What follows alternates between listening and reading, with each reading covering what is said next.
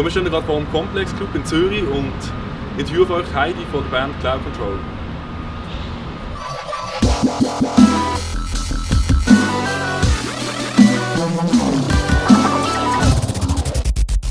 So, we're having this interview with Heidi from Cloud Control. Hello. Hello. Nice to meet you and thank you for taking your time for the interview. No problem. So, I'd like to ask us the question, what is Cloud Control for you? For me, it was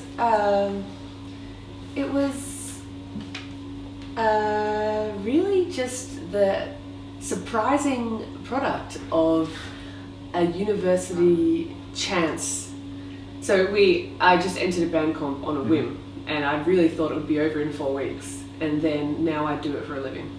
So when you're at university, people in Zurich, enter everything you can. Just join clubs, make friends, and do projects, because sometimes they can turn into your job when you didn't even expect them to. So as you said, you were entering this band contest, and how did you come up with the name Cloud Control, or what was the meaning of the name, or is the meaning of the name? Well, we were tossing around a few different ideas. Most of them gravitated around the idea of clouds. I don't know why, that was just a common theme that arose. And we settled on Cloud Control because I think it was like a nice juxtaposition between an abstract and a concrete concept. Mm-hmm. And alliteration works nicely. I think it's something that's evocative without giving you a literal interpretation that you can definitely hold on to. Mm-hmm. So it's a provocative concept and it gives a lot. Okay. So now I would like to change the subject now to the tour that you've been doing for quite a long time. Yeah. So how was it so far? Do you mean for the last 10 years or? Yes, for example. I mean, okay. I looked or up just and this last tour. Yeah, this last. Actually, I meant the Dream Cave. Dream Cave tour, yeah. So this is the second time we've come into Europe on the Dream Cave tour. So we came with the local natives in November, and we also did a small run of dates, but we didn't get to Switzerland in October. But this is the first time we got to Switzerland really on our own tour, and so I don't know how the crowd's going to be tonight. Looking forward to it, but so far the response has been pretty good around Europe. The Netherlands always seems to like us, so we play a lot of shows there. Don't know why, but they love us and we love them, so maybe that's why. But Switzerland is it's great because we're getting to Yverdon-les-Bains. Mm-hmm. Is that how you say it? Yeah, Yverdon. Yverdon-les-Bains. Okay. Oh yes. And that's the first time we've been there. Apparently it's very nice. Is that true? Yes, I would say so. Yeah. Cool. Yeah, so we're branching out a little bit. Last time we went to Freiburg as well, and that was fun. Okay, and was there a real big memorable experience so far? Like this one mind-blowing moment, for example, or something funny that happened? On this tour, Munich blew us away. I don't know why, because Germans previously, historically, the Cloud Control German relationship has been a slow and steady one, and for some reason, maybe it was because it was Carnivale, but there was a guy in a stormtrooper mask, and he was dancing through the crowd, and eventually Jeremy put it on stage, and we were it was a Tuesday night, and we really weren't expecting anything, but the venue was full, and we had a really killer set. So that was our favourite moment so far on this tour. So let's see if we can beat that. Okay, and you said that it was the German relationship was slow and steady. Why that? Why? Yeah, what did you mean by that? Oh, it's just, well, in the Netherlands, for example, on previous tours we've had to upsize rooms and things because ticket sales have been really strong. But in Germany, it's always been, a moderate appreciation of our band, which is fine. But Germans themselves are often reserved people, and so in Munich when they were going wild, that was also a surprise. So, okay. Yeah. We love Germany though. I'm half German. I have a passport for Germany, so I have a lot of love for that country. Okay, cool. And so, when I saw that correctly, or if I have the mind correctly, you're going, so a few concerts continuing, and then you're going back to Australia. Yeah. So how is that? Are you looking forward to get back home again? I love home. Home's great, and we're doing a big acoustic tour for the first time. We're doing 35 shows just with Alistair, Ulrich and I, so just really stripped back. Jeremy's going to have another baby, so he's going to be a dad, and we're going to be a rock band. And so that'll be a new challenge. It's just acoustic guitar, a bit of keyboard, and we'll be going surfing, skydiving as well. Cool. But you're like consistently moving along, so how do you handle that? I mean, you have like a concert every day, or even 2 or 3 or so? Oh yeah, when you're back in Australia? We've got 3 a day most days, and it's it's doable because they're not full band setups. You know, it's a small setup, and they're not very long sets as well. It's like 30 minutes is the average, I think 30 to 40 minutes. So I think, you know, it might be taxing on the vocals, but I think psychologically it'll be fine. I'm just looking forward to it. They're free shows as well, so there's a sponsor. We got a sponsor for it, so we don't need to ask people to pay to come. So hopefully a lot of people come along and have a different experience of our band. But isn't it rather exhausting? The touring? Yeah, I mean, yeah. Yes, it can be. It definitely is taxing on personal relationships, but more and more the internet means that you can talk to your loved ones and bring them along in some abstract way.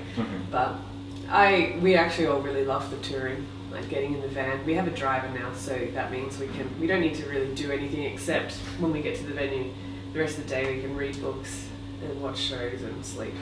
Okay. Cool. And so, as you mentioned before, you have been to Switzerland a few times before. Have you ever seen any more than just the clubs? Yes. Yeah, last time we went to Freiburg and we stayed at a friend of a friend of a friend's house, so it was really a complete stranger. But she took us in and we stayed in her family home in their loft, and all 6 of us slept on the floor, and they cooked us up a midnight feast. There was like this great little apple tarts and 3 different quiches and 500 cheeses, and it was like midnight and the whole family stayed up and made us feel welcome. So if that is an example of Swiss hospitality, well, I think we should do that more often. Tonight we're staying at a friend's house as well, in Aarau. Aarau, is that? Oh, yes. Yeah, so like half an hour away, and we're gonna, so whenever we can, we like to stay with people rather than in hotels, because it just makes it more exciting. So in Freiburg, when we stayed at that friend's house, we actually stayed in this tiny little village where only there was 100 people, and we went for a walk in the forest the next day, and then she drove us to Lake Geneva, or whatever you call it. I know that it's a contentious name, so Lake whatever, but we had a beautiful day with them, so we've seen a little bit. Okay, and so how do you experience the people then here? No, I love them. Okay, so better than the Germans, for example, that are rather reserved. I'm not going to start a world war by coming down on either side, but I really like the Swiss. I find them intelligent and curious and worldly. Like you get your finger on the pulse. Whenever I talk to a Swiss person, they seem to know what's going on in, say, Africa or the Crimean conflict or whatever. So yeah, I like Swiss. You guys are all right. Okay, cool. But well, in my experience at the concert, the people are rather lame. Is that lame? Yes. Is that what you say? Yeah, I would say Yeah. maybe. Or boring sometimes because they all usually stand apart or rather far away. Is that different at a cloud control concert then? Oh right, yes. So in terms of the Swiss audiences, they fall more into the German category of a little reserved. Yes. Okay. You are right. You are correct. Okay. And so when I say that correct, that you are in Australia are really famous, I would say, or rather famous in Australia? Yeah, well, we definitely have our biggest profile in Australia. So how is it when you play in a country like Switzerland, for example, where you have low profile, probably? Yeah. How is it? Well, it's just like any ongoing project. You know, you when you go into a new market, you know that progress is going to be slow, and you just enjoy each stage of it. So it is sort of like going back maybe 6 years ago to Australia, playing smaller clubs, but yeah, I think it's really fun. We wouldn't be doing it if we didn't mind, you know, stepping back in some territories in order to develop relationships again. Okay. But isn't it a little bit confusing maybe? Also when you're like not that big anymore? Well, no, not particularly. I mean, because you can understand why. Like if it was inexplicable, yeah, it would be disheartening. But you know, I think countries are different.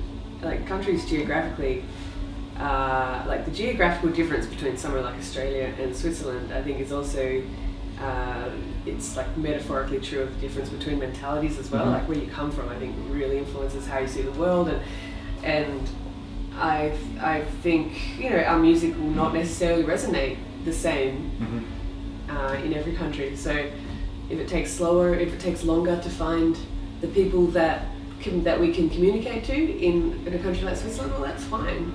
Okay. As long as we still have the money to do it, then I'm happy to turn up. Cool, great. So that's like the last point of the interview. Yeah. So your latest album, I would also like to talk a little bit about that. So it seemed to me a little bit darker than the first one, even though I realized that, I felt like the first one was also a little bit melancholic. Yeah. So how's that? What's the change? How was the change? Do I agree with that? Is that what you're saying? Like, do you agree with that it's a little bit darker maybe? I don't actually. Okay. I understand how people get that, and how people walk away with that, but we definitely weren't in a dark place or anything like that when we wrote it. I think we got to explore. We got a bit of new gear. Like we got some new pedals and some a vocoder, which is the vocal processor which I use on a few of the songs, and so I think that lends gave us a different palette of sounds to work with. I don't know why that translated then into like a more melancholic mood of the album, because I don't know, I find some of the songs really jubilant, like like Smoke the Feeling or Moon Rabbit or Promises. Like I don't know, I find a lot of joy in the whole album, and even Scream Rave, which a lot of people didn't understand. I don't know, I guess sometimes you can't communicate what you mean, and if people walk away with it feeling like it's a darker album when we don't, that's okay. We just got to put it out there and see what people think. So we took some risks, like we experimented a lot more, and we were in a studio which had lots of cool things and knobs and twiddly bits, and so that was a difference from the first album where we recorded it all analog into an 8-track tape, which 2 of the tracks broke, so there was only 6 tracks to work with. It was all very old school and limiting in that respect, so we weren't limited this way. But you've got to make each album interesting for yourself as a band.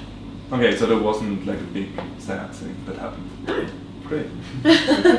And so where do you get the inspiration for the new tracks?